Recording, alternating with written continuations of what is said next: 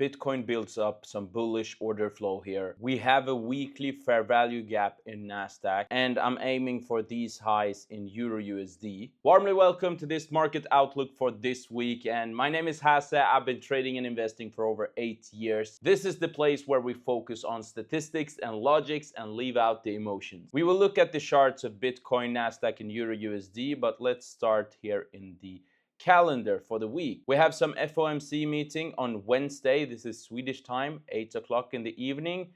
And then we have some unemployment claims on Thursday. There's nothing special than that. Let's head into the earnings calendar. Monday, Tuesday, nothing special. Wednesday, Thursday, and Friday.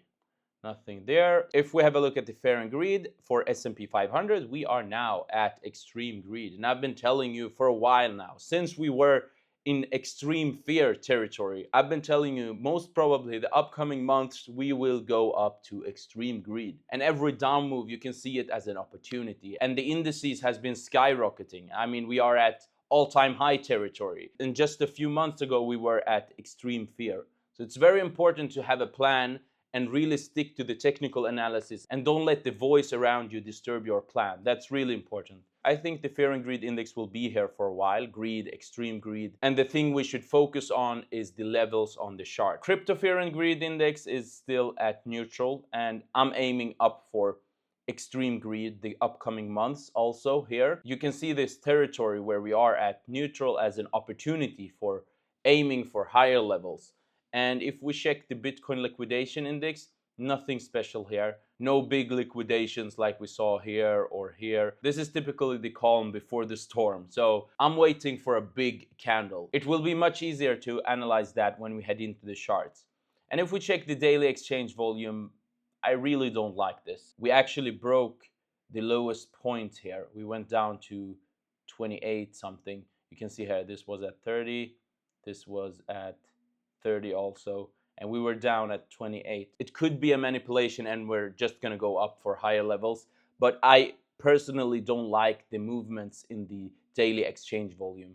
Like, we are seeing Bitcoin at all-time high territory there, here, and daily exchange volume is still down here.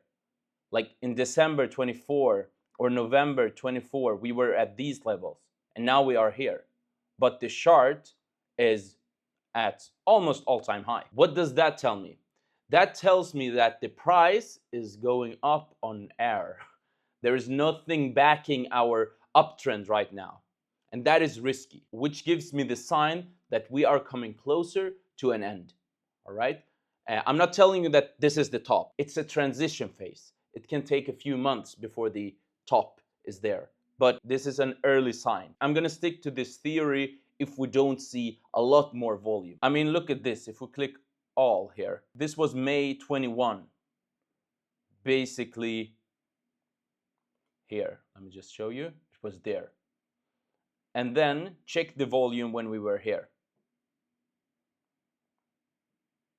It was lower. But we actually went higher. The price went higher, went to all-time high. But we didn't have volume with us here. September, October, November 21. We didn't have volume with us. The sign of putting a top. And now we were there with this volume.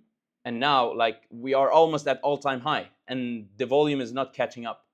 It is very important. Like, I'm not telling you we are repeating the exact same pattern now. I'm just telling you, be cautious and don't fall in love with a chart or something like that. And I will always be here updating you regarding Bitcoin every single week. But overall, if we focus on the chart itself, I think it looks very bullish. We took liquidity, we were in a weekly fair value gap, and we went up. We are building bullish order flow. We have this demand zone here, touching it. We have a daily fair value gap between this candle and this candle. We are not closing the fair value gap, which means that this is still bullish. And I'm seeing every down move in Bitcoin as an opportunity to aim for this black level at 117,512. As long as we don't close below this fair value gap or break this low, I think it looks very bullish. If we have a look at Nasdaq, we have been going up very strongly in a V-shaped recovery. And what we can see is we have a weekly fair value gap here. And for the sake of risk to reward, it would be wonderful to see the price come down to this weekly fair value gap, and then we can look for entries for even higher levels. That doesn't mean that I'm guaranteeing you that we're going to see those levels in that fair value gap. I'm just telling you, if we reach those levels, then there is a nice risk to reward to aim for even higher levels. Other than that, we are in a demand zone here in the daily. So as long as we are above this red candle here, we are in a bullish order flow and we can aim for higher levels. If we go down and break this low, then I'm seeing this as a deeper correction for then aiming for higher highs in Nasdaq again. And to give you some inputs regarding Euro USD, we can see that we were down in this demand zone and we were aiming for higher levels, and we just went up from here very beautifully. And I'm now aiming for these highs. Let me just show you in the weekly.